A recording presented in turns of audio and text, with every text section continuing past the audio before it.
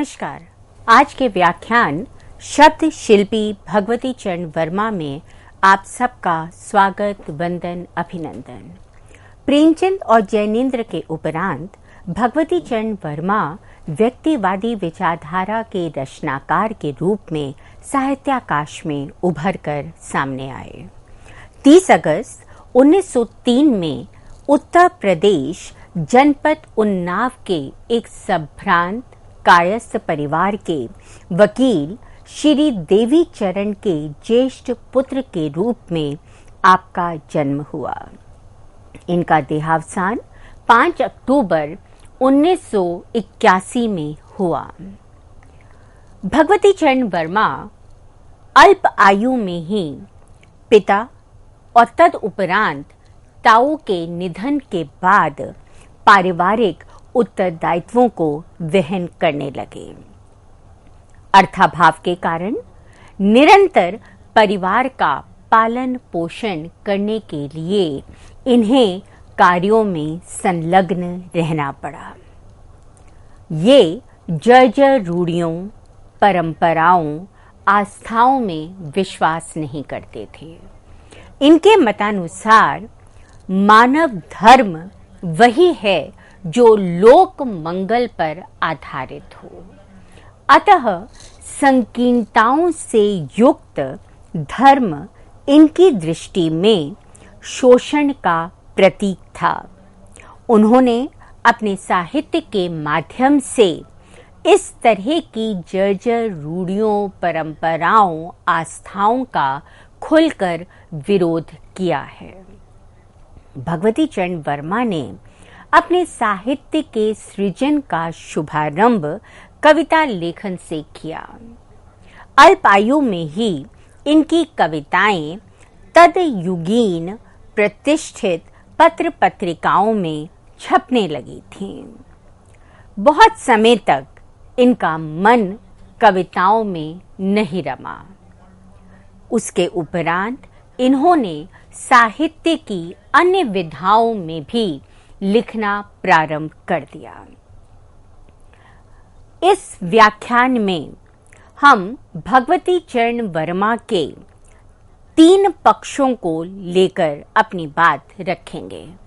नाटककार भगवती चरण वर्मा, निबंधकार और आलोचनाकार भगवती चरण वर्मा एवं रेखा चित्रकार भगवती चरण वर्मा।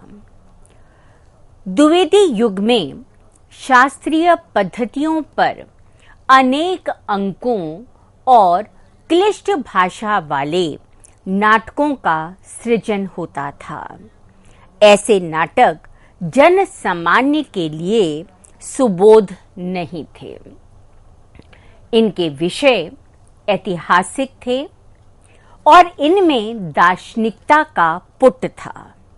अतः इस प्रकार के नाटक मात्र प्रबुद्ध वर्गों में ही लोकप्रिय रहे। नाटक एवं एकांकी को सामान्य जनता के मध्य लोकप्रिय बनाने का निश्चय करने के लिए उस समय के कुछ रचनाकारों ने आगे बढ़कर कार्य करने की सोची। इनमें रामकुमार वर्मा, भुवनेश्वर, भगवती चरण वर्मा अग्रणी थे। इन्होंने नाटक और एकांकी को इस प्रकार से रचना प्रारंभ किया कि वे सामान्य, अशिक्षित, अर्धशिक्षित जनता के मध्य भी लोकप्रिय हो सकें। भगवती चरण वर्मा के अगर हम नाटकों के विषय में दृष्टिपात करें तो इन्होंने 3 प्रमुख नाटकों का सृजन किया है। वसीयत, रुपया तुम्हें खा गया, सबसे बड़ा आदमी। 1930 में हिंदी रंगमंच पर नारी पात्रों का प्रवेश लगभग वर्जित था। इसलिए भगवती चरण वर्मा की प्रथम 2 नाट्य कृतियों में हमें स्त्री पात्रों का अभाव मिलता है।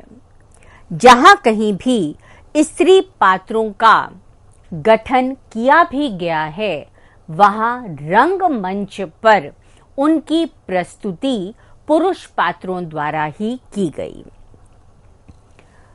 अपनी पहली नाट्य कृति दो कलाकार में भगवती चरण वर्मा ने मुहावरों और हास्य व्यंग्यात्मक शैली में कलाकारों के अभावग्रस्त जीवन को रेखांकित करने का प्रयास किया है।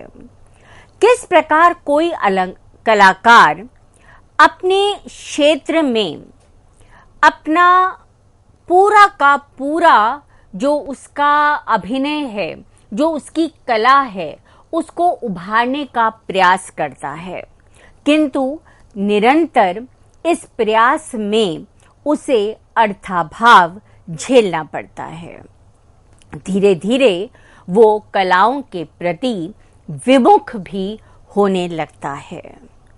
सबसे बड़ा आदमी नाटक 1930 में लिखा गया।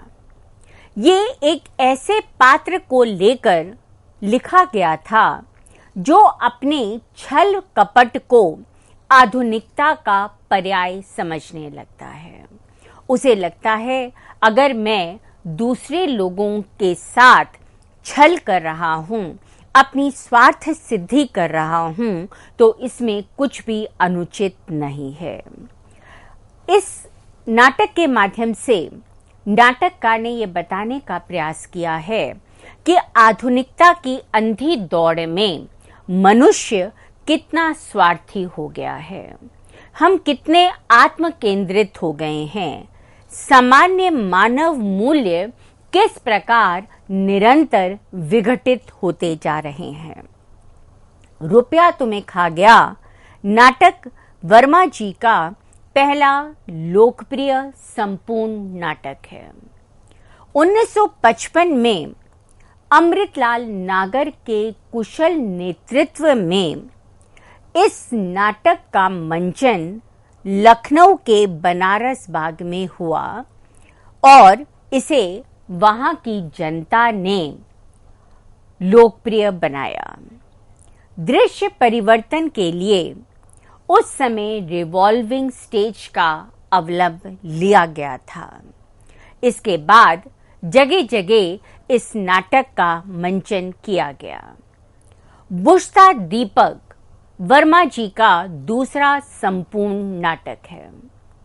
यह नाटक दुखांत है, क्योंकि इस समय तक आकर नाटककारों के मन में ये बात दृढ़ होने लगी थी कि जीवन केवल सुखमय नहीं होता। इसलिए अगर हमें जीवन की सच्चाई जनता तक प्रेषित करनी है तो केवल सुखांत नाटक लिखना ही अनिवार्य नहीं है। दुखांत नाटक भी एक सच्चाई है और उसको भी लिखना नाटककारों के लिए उतना ही जरूरी है। इस नाटक में गांधीवादी विचारधारा से प्रभावित नेता के संघर्ष को वाणी मिली है। मैं, केवल मैं, रुपया तुम्हें खा गया, चौपाल और एक संपूर्ण नाटक बुझता दीपक, ये एक संकलन में संकलित नाटक हैं। वसीयत वर्मा जी का तीसरा व्यंग्यात्मक नाटक है, जहां पर उन्होंने आधुनिक समाज के व्यक्तियों के चेहरे पर लगे विभिन्न मुखौटों को बेनकाब करा। इसका प्रसारण भी दूरदर्शन के विभिन्न केंद्रों पर हुआ। संपूर्ण नाटक, एकांकी व्यंग्यात्मक नाटक लिखने के बाद वर्मा जी यहीं पर रुके नहीं। उन्होंने कुछ रेडियो नाटकों का भी सृजन किया, जो आकाशवाणी के विभिन्न केंद्रों से समय समय पर प्रसारित होते रहे। इन नाटकों में चलते चलते, अंतिम झंकार आई गवनवा की बेला लिया जा सकता है। सन 1951 में उन्होंने अपने पद्यात्मक रेडियो नाटकों का संग्रह तैयार किया और इसे इन्होंने त्रिपथगा नाम दिया। इस त्रिपथगा नाट्य संग्रह में कर्ण, द्रौपदी, महाकाल नाटकों को एक साथ प्रसारित किया गया। ओपरा के रूप में इनका प्रसारण श्री सूर्य नारायण बाली जी के कुशल संगीत निर्देशन में दिल्ली तथा लखनऊ में हुआ। इनका एक गीति नाट्य तारा भी हमें प्रकाशित मिलता है। इन सभी को वर्मा जी ने कालांतर में 1972 में मेरे नाटक शीर्षक से पुनः संग्रहित किया। अपने नाटकों के विषय में भगवती चरण वर्मा का कथन है, जहां तक गद्य में लिखे नाटक हैं वे सबके सब रंगमंच पर प्रस्तुत हो चुके हैं और किए जा रहे हैं। पद्य नाटक मैंने रेडियो के लिए लिखे थे। उनमें नाटकीयता के साथ कवित्व है और रंगमंच पर प्रस्तुत करने के लिए उनमें थोड़ा बहुत हेरफेर किया जा सकता है। वर्मा जी के नाटकों के पात्र अपने अपने वर्गों के विशेषताओं से युक्त हैं। इन पात्रों में हमें पात्रगत एवं वर्गीय दोनों विशेषताओं मिलती हैं। इनका नाटक दो कलाकार का चूड़ामणि और मार्तंड साहित्यकारों की दोषपूर्ण मनोवृत्तियों को हमारे सामने उद्घाटित करता है। इसी तरह से चौपाल नाटक की जानकी और माधवी आधुनिक विचारधाराओं से ओतप्रोत हैं और मानती हैं कि आधुनिक नारी को निरंतर किस प्रकार से अपने जीवन पथ पर अग्रसर होना है, इसकी साक्षात अगर हम प्रतिछवि कहें तो वो जानकी और माधवी के रूप में इस नाटक में उपलब्ध है। इसके साथ ही उन्होंने अपने नाटक बुझता दीपक में पात्रा सुषमा और कमला के माध्यम से पाश्चात्य संस्कृति में रंगी उत्श्रृंखल महिलाओं के विषय में भी बताया है कि हम किसी भी संस्कृति का अंधानुसरण तो कर लेते हैं, किंतु बाद में हमें उसके दुष्परिणाम भी भोगने पड़ते हैं। वर्मा जी ने अपने आप को केवल कविताओं और नाटकों तक ही सीमित नहीं रखा। उन्होंने निबंध और आलोचनात्मक साहित्य का भी सृजन किया है। यहाँ आलोचना की दृष्टि से अगर हम देखें तो वो प्रौढ़ चिंतक के रूप में हमारे सामने आते हैं। साप्ताहिक मासिक पत्र पत्रिकाओं, प्रताप और विचार से वे शुरू से संबद्ध रहे और इसमें उनके जीवन, जगत और मानव के प्रति अनुभवजन्य लेख समय समय पर प्रकाशित होते रहे और अपने पाठकों को लाभान्वित करते रहे।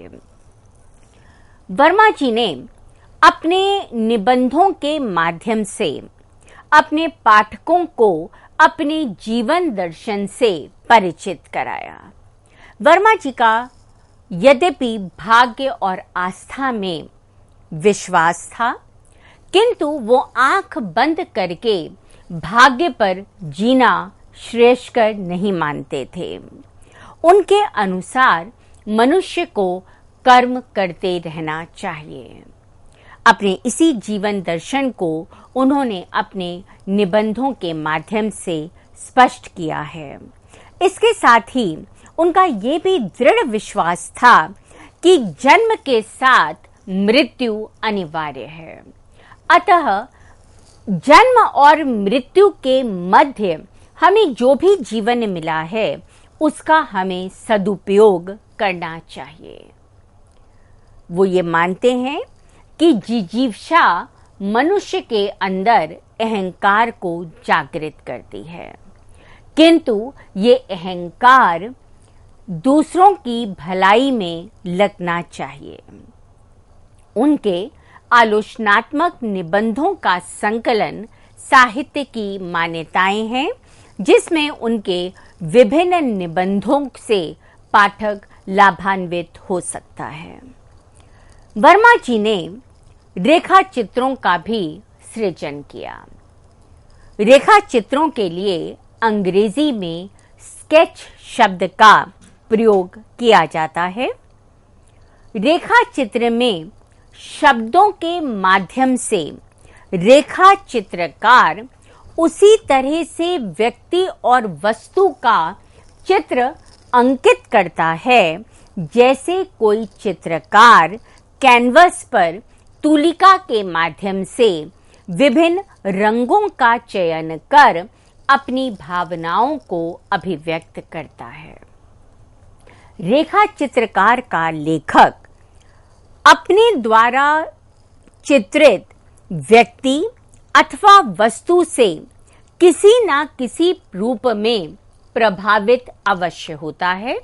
उसका उसके साथ संपर्क होता है। ये संपर्क घनिष्ठ होता है, समीपता को लिए हुए होता है और इसलिए ही वो उसका इतना सजीव यथार्थ चित्र अपने पाठकों के समक्ष उपस्थित कर पाता है कि उस व्यक्ति को ना जानते हुए भी पाठक के समक्ष वो व्यक्ति यथार्थ रूप में खड़ा हो जाता है। रेखा चित्र काल सापेक्ष नहीं होता। कई बार हम किसी व्यक्ति से पहले मिले होते हैं, किंतु उसका प्रभाव हमारे मनोमस्तिष्क पर इतना गहरा अंकित हो चुका है कि हम उसका रेखा चित्र बनाने में बाध्य हो जाते हैं। परिभाषा के रूप में अगर हम देखें तो रेखा चित्र किसी व्यक्ति, वस्तु, घटना या भाव का कम से कम शब्दों में मर्मस्पर्शी, भावपूर्ण एवं सजीव अंकन होता है। रेखा चित्र की यदि हम किसी अन्य साहित्यिक विधा से तुलना करना चाहें तो कहानी से हमें इसका साम्य सबसे अधिक मिलता है। कहानी और रेखा चित्र दोनों में क्षण, घटना और भाव, इन तीनों पर विशेष रूप से ध्यान जाता है। कहानीकार और रेखा चित्रकार दोनों की इसकी रूपरेखा, कहानी और रेखा चित्र की रूपरेखा संक्षिप्त रूप में अपने मनोमस्तिष्क में अंकित करते हैं। कहीं कथाकार स्वयं नरेशन करता है बात की और कहीं अन्य पात्रों के संलापों के माध्यम से वो अपनी विषय वस्तु का विस्तार करता दिखाई देता है। इस दृष्टि से हम ये भी कह सकते हैं कि अनेक कहानियों में हमें रेखा चित्र के गुण दिखाई देते हैं। उदाहरण के लिए राय कृष्ण दास का अंतेपुर का आरंभ एक कहानी है, किंतु आदिम मनुष्य की अंतःवृत्तियों पर आधारित होने के कारण इसमें रेखा चित्र के भी गुण हमें दिखाई देते हैं। महादेवी वर्मा के रामा घीसा जैसे प्रसिद्ध रेखा चित्र के अंदर हम सहजता से कहानी के तत्वों को भी ढूंढ सकते हैं। रेखा चित्र में कहानी की तरह हमें गहराई का अभाव मिलता है। इसके साथ ही कहानी की तरह रेखा चित्र में कथात्मकता अपेक्षित नहीं है। पद्म सिंह शर्मा रचित पद्म पराग, जिसमें उन्होंने अपने समकालीन साहित्यकारों पर संस्मरणात्मक निबंध और रेखा चित्र लिखे हैं, इस पद्म पराग से रेखा चित्र को स्वतंत्र विधा के रूप में साहित्य में जाना गया। प्रसिद्ध रेखा चित्रकारों की यदि हम बात करें तो श्रीराम शर्मा, इनका बोलती प्रतिमा प्रसिद्ध रेखा चित्र है। राम वृक्ष बेनीपुरी, माटी की मूर्तें रेखा चित्र।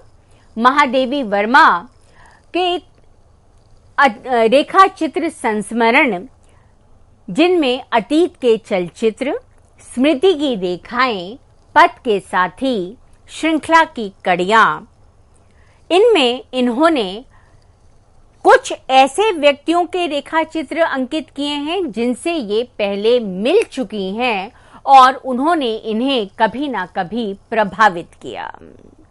पथ के साथी में इन्होंने अपने समकालीन साहित्यकारों के विषय में रेखा चित्र लिखे हैं और श्रृंखला की कड़ियों में भी हमें इसी प्रकार के चित्र दिखाई देते हैं।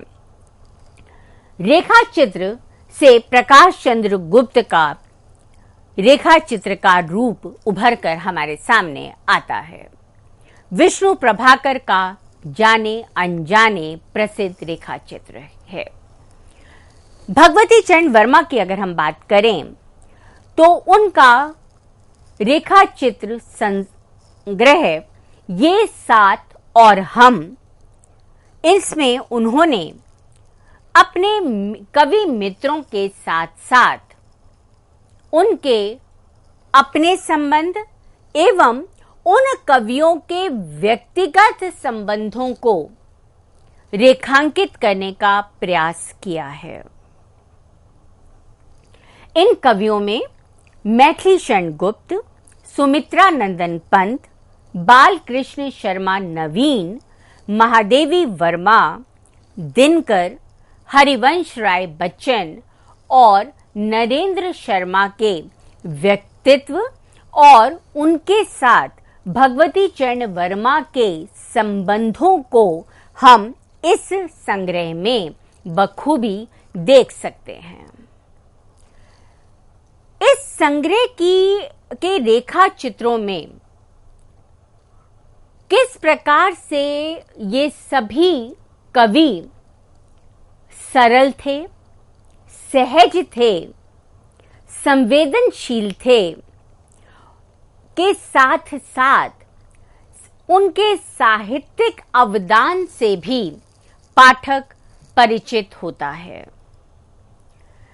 अपनी बात को पुष्ट करने के लिए अपने रेखा चित्रों में भगवती चरण वर्मा ने इन कवियों की कविताओं से भी उद्धरण दिए हैं, जिससे इन कवियों के व्यक्तित्व को, उनकी भाषा को, उनकी भावभूमि को पाठक सहजता से समझ सकता है। इसके अतिरिक्त साप्ताहिक हिंदुस्तान में भगवती चरण वर्मा ने एक लेखमाला प्रकाशित की थी, जिसमें मैथिली शरण गुप्त, गणेश शंकर विद्यार्थी, विशंभर नाथ शर्मा कौशिक, बालकृष्ण शर्मा नवीन, सुभद्रा कुमारी चौहान, कृष्णकांत मालवीय, इन पर आधारित उनके बहुमूल्य लेख प्रकाशित हुए थे। अपने रेखा चित्रों को भगवती चरण वर्मा ने विभिन्न इंद्रधनुषीय रंगों से सजाया है, संवारा है। ये सभी चित्र किसी क्लिष्ट भाषा को हमारे सामने लेकर नहीं आते। ये बहुत सहज सरल भाषा में लिखे गए हैं, अतः सामान्य पाठक के लिए भी बोधगम्य है। इन रेखा चित्रों को पढ़कर उस रेखा चित्र के विषय वस्तु जिस पर वो लिखा गया है के विषय में पाठक पूरी जानकारी ले सकता है। इस तरह से यदि हम देखें तो अपने नाटकों के माध्यम से, अपने निबंधों के माध्यम से, अपने आलोचनात्मक लेखों के माध्यम से और रेखा चित्रों के माध्यम से भगवती चरण वर्मा ने साहित्य को समृद्ध किया और अपने पाठकों को लाभान्वित किया। धन्यवाद।